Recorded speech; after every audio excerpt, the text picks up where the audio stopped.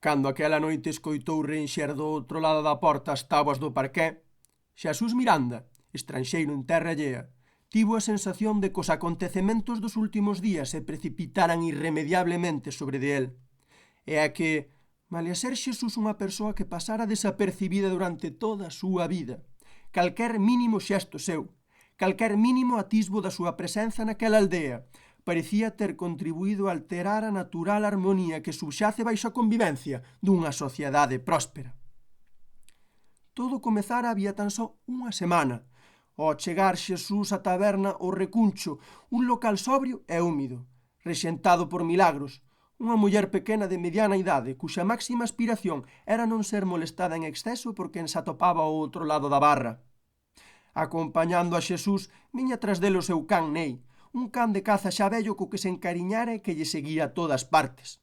Polo demais, unha mochila pequena que levaba ás costas era toda canta equipaxe portaba aquel home que se achegaron de Milagros preguntar se sabía de alguén que lle alugase un cuarto. Un cuarto? Inquirira de volta Milagros, sorprendida. Sí, así é, dixo Xesús. Levo camiñando varios días e é preciso descansar. Non fixo falta preguntar nin indicar máis nada. Milagros crera topar nel unha fonte de ingresos máis que segura e conduciu no cuarto de convidados, baixo pagamento por adiantado, claro. Cuarto este que se atopaba no andar, inmediatamente superior á taberna. Aquela primeira noite, confortado pola comodidade de quen durme baixo cuberto, Xesús escoitou como uveaban ao lonxe os lobos. Oh, sequera puidese cambiar apenas poucas noites despois ese infernal renxido de táboas de madeira do outro lado da porta por un fatado de lobos ouveantes. Alguén andaba espreitando dende o corredor, soubero dende o primeiro momento, e dende aquela agardaba sentado na cama empuñando a súa navalla. Quen lle había dicir a el que aquela misérrima aldea acabaría por se converter no peor dos seus pesadelos? Para os seus adentros Xesús reprendíase non ter marchado xa de vez. Mais o certo é que non puidera conter o seu interese polos feitos que perturbaran a paz daquel lugar. E agora parecía que xa era tarde. Sí, efectivamente, Xesús puidera contemplar como o medo se fixera un oco na vida daquelas xentes. Lentamente, tan lento como un verme roi unha mazá dende o interior ata a cabaleira de contido. Sería difícil determinar cando ten comezo unha degradación como aquela, pero o que estaba fora de toda dúbida é que tras o acontecemento do pobre Pepiño xa nada volvería a ser como antes. Pepiño era o can dun paisano gordo, pequeno, que todas as mañás achegaba á taberna a tomar un viño en compañía do seu fiel amigo. Parecía que aquela parella non sabía separar nunca, e digo parecía porque os 2 días de chegar Xesús á aldea, onde houbera can, tras pasar a noite, non quedaban senón unha presadiña de osos comestos. Aquel suceso causara unha moi fonda pena no seu dono, que pasara o día enteiro bebendo viño. Nin que dicir ten que todo o mundo buscou explicación do acontecido nun ataque dos lobos, que levaban varios días paseándose preto das casas e por fin se decidiran a atopar unha vítima. Ben era certo que se trataba de algo excepcional, só os máis vellos lembraban ter visto algo semellante, pero ninguén puxo en dúbida aquela interpretación dos feitos. Malia todo, os máis precavidos entenderan que aquilo era unha advertencia dun novo perigo, e os máis dos veciños tomaron medidas para protexer os seus animais.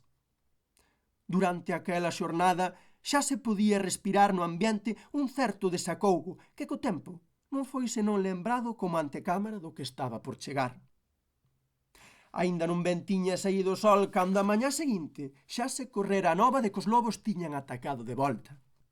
Desta vez foran varias as presas de tan triste destino, pero non era isto que causaba maior temor, senón o ter constatado con impotencia a habilidade coa que foran desprezados valados e fechos, ao igual que calquer outro tipo de protección.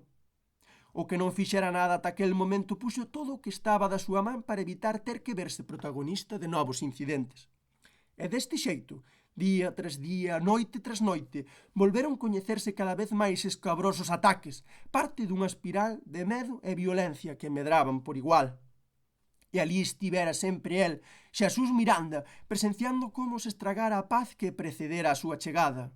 Estragárase porque a visión irresoluble do descoñecido instaurara un estado de desasosego tal que o máis mínimo rescaldo de humanidade parecía terse esvaecido para sempre.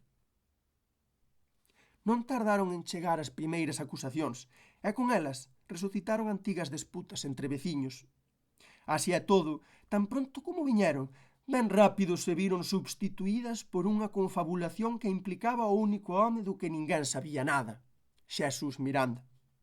Ata o momento ninguén rompera o camiño do silencio, pero aquela fatídica noite en que Xesús atendía con horror os movementos do outro lado da porta, a súa mente sobreexcitada fora quen de comprender como aquel lugar o axuizara e condenara sen remedio. Esas xentes non podían soportar ver como ele e o seu can Nei saían indemnes de todas as batidas. Non podían tolerar que a morte non tivese reparado aínda neles, e é por iso que alguén agardaba pacientemente dende o corredor a hora na que por fin farían xustiza. Dentro do seu cuarto, Xesús sentía nas tempas o bater da súa circulación acelerada, o que non facía senón aumentar a ansiedade de quen sabe que a súa vida está en perigo. A cada segundo que pasaba, máis Xesús aferraba a súa navalla. Apretaba con forza, disposto a espetarlle o primeiro que entrase pola porta. Aquí agardaban, sentíose sen parar movéndose polas táboas do parqué. Non podía aturar máis. Aquela garda infinita estaba a volvelo tolo. Cobardes miserentos, se vós non sodes quen de entrar, ei sereu quen saia por vós. Ergueuse da cama dun chimpo e abriu a porta tan rápido como puido. Nei, que estivera todo o tempo mordendo un oso pelado, ladrou unha vez, só unha vez. Pero aquel sinal non fora abondo para evitar que Xesús chantase con violencia o fío cortante da súa arma contra as costas de alguén que xa xacía deitado no chan, boca abaixo. De súpeto, pareceu que todo volvera a tranquilidade.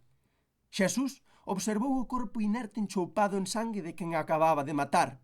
A modo, moi amodiño, virouno cun acougo sorprendente. Como xa temera dende que abrira a porta, non era senón milagros a persoa da que agora el termaba mentres observaba como lle escoaba o sangue lentamente pola boca.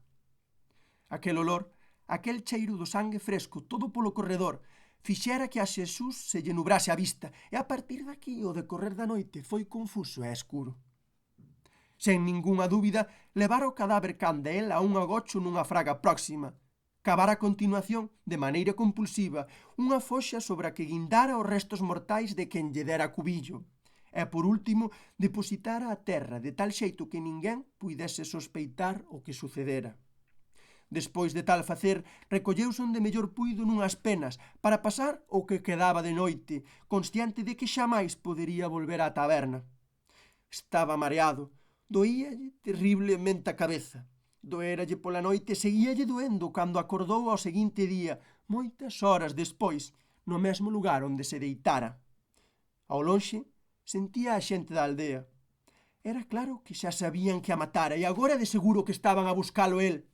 Reparou entón en que o seu agocho non era tan bo, pero soubo agardar pacientemente a que pasasen as horas ata a noite. E aló estiveron eles, Nei, roendo un oso, e el, en silencio, ata que a noite se cinguira sobre das súas cabezas e xa non se sentía máis co vento batendo contra as árbores.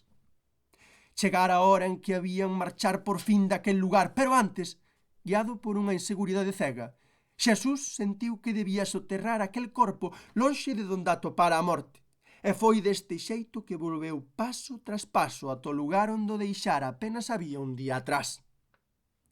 Facía frío. Toda a fraga parecía indicar con precisión o camiño daquel home cara ao seu destino. As polas das árbores tremían, o chan cruxía cun sonido de follas secas a cada pisada. O medo de Xesús medraba por momentos e entón ao lonxe puido contemplar un último horror antes de despedirse para sempre daquel lugar. Aló onde deixara un túmulo imperceptible podían distinguirse agora unhas moreas de terra que foran escarbadas sen cuidado ningún, e sobre elas, esparexidos e sen orde, repousaban uns osos pelados, case sen carne, que foran roídos con violencia había poucas horas. Deu media volta sen pensalo, e así, sen se dar conta, marchaba acompañado do seu can Nei por onde viñera, o camiño vello. Aínda era noite e había lúa chea.